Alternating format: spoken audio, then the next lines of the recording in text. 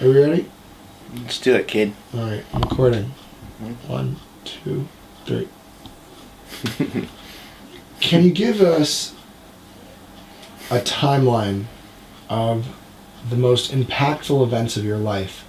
From your birth to your father, to meeting your family, to getting married, having kids, to coming to Paris. Can you tell us about that? Like, Oh my god.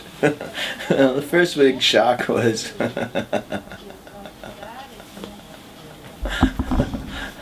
leaving all my family when I was just a baby. Because of some racist slur against my mother.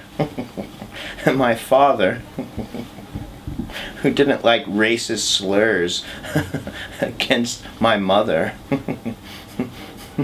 packed his bags and quickly left his entire family and friends and relatives and jobs and all those things and that he grew up with and in Brooklyn during the, I guess, 40s, 50s, and 60s. and then what happened? And, well, my father was ascended to the wonderful heavenly abode where people go when they're done with this life. How old were you when your father passed away, and how did it happen? Just about 2 years old. Can you, because you spoke while I was in, how old were you when your father passed away, and how did it happen? 2 years old, and... Can you reiterate the question? I was... Which question? Like, say it in a full sentence. Which question? Like, about your father passing away and how it happened and how old you were. My father passed away, and I only know stories of how it happened. And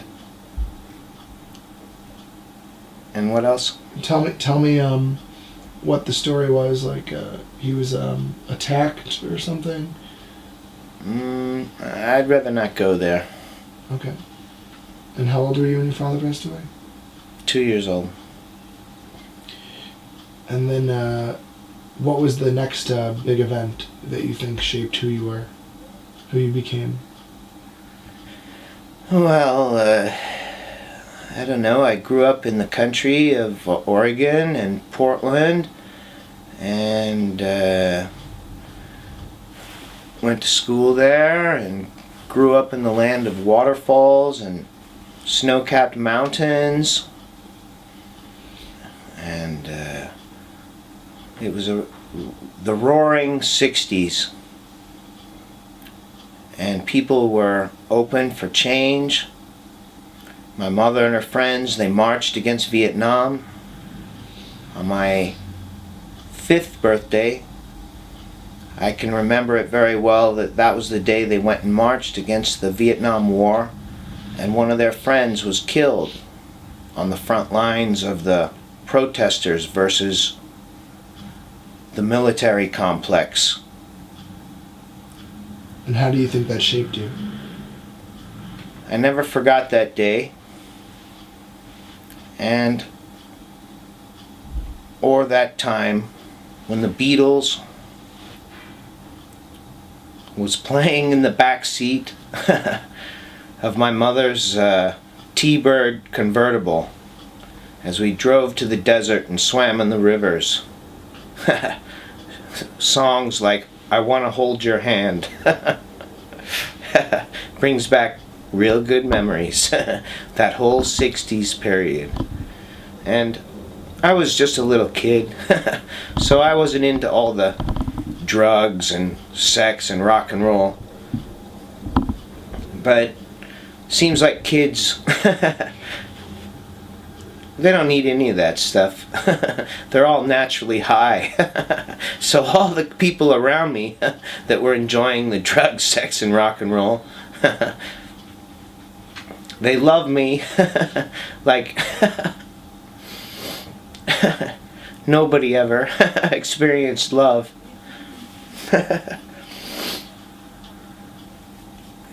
And I guess those memories Timothy Leary memories of all those people, and I never knew who Timothy Leary was until I read a book a couple months ago.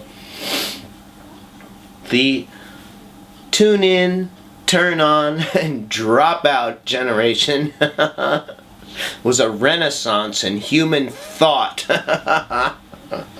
And all those uneducated people who dropped out of those boring, expensive, debt-giving universities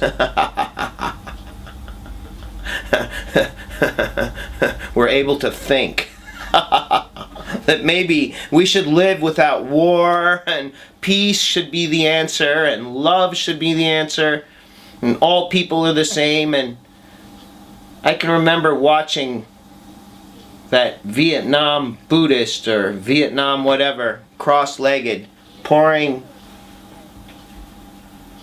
gasoline on top of his head and praying and lighting himself on fire. I can still remember seeing that on TV, even though it's censored. Today's version of the Iraqi war and the Afghanistan war and all the wars. I can remember those pictures as a child, and I can remember the blast off to the moon from the NASA people, and our great vision for humanity. And I was there when Kennedy and Martin Luther King were shot on the television screen.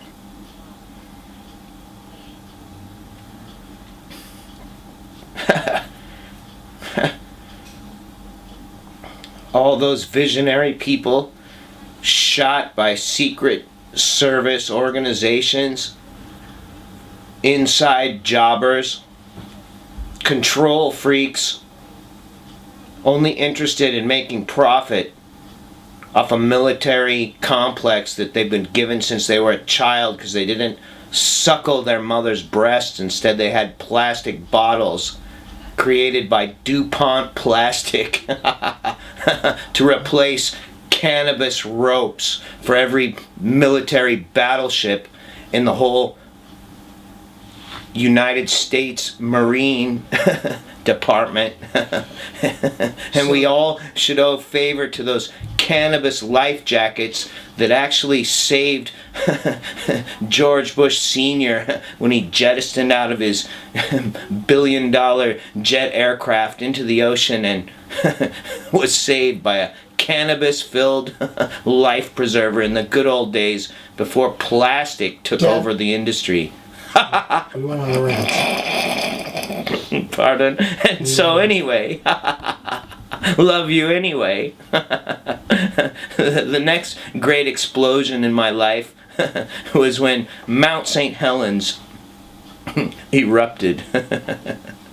And I was really hemming and hawing in my mind whether I should live in beautiful Portland, Oregon, where there's clean air and fresh beauty everywhere, or go live in the Big Apple, New York City, where it's really grimy and really gritty. But your family was there. But I had a wonderful family that I didn't really know as I grew up, and was kind of interested in finding out more about my father's side of the family. And so when the Mount St. Helens blew up, it says, God will move mountains for you.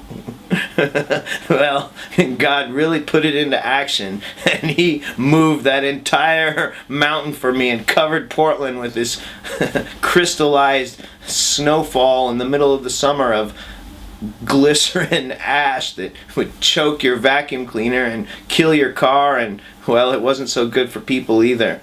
And was that when you decided you wanted to go to Brooklyn? And I said, well, I'll go take my chances with the armpit of America and the New Jersey Turnpike.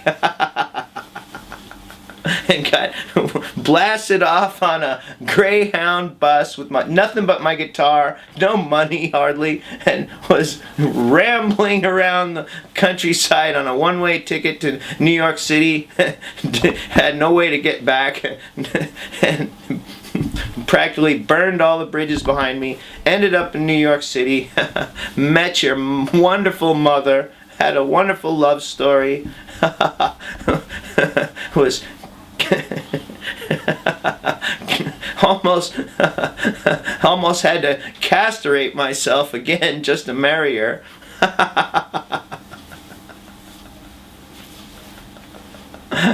And after 7 years of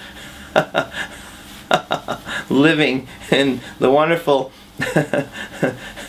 New Jersey beach and traveling back and forth on the wonderful New Jersey Turnpike to New York City and selling artwork, and after that had a couple good experiences during that time. Met a few people. Was turned on to your wonderful community over there, the SY community, and how they live, and how they eat, and how they dress, and everything else. And then after that, after you were born and you were about 10 years old, I checked out of there and started a new life in Paris. And just as soon as I got to Paris, about 10 days later, the World Trade Towers came down. Kabam! And I watched it on TV in a little TV store with one TV in the window, just down the street from the falafel stores in the middle of Rue Rosier, the little Jerusalem in the middle of Paris. Okay. Anyways. And I watched the World Trade Towers come down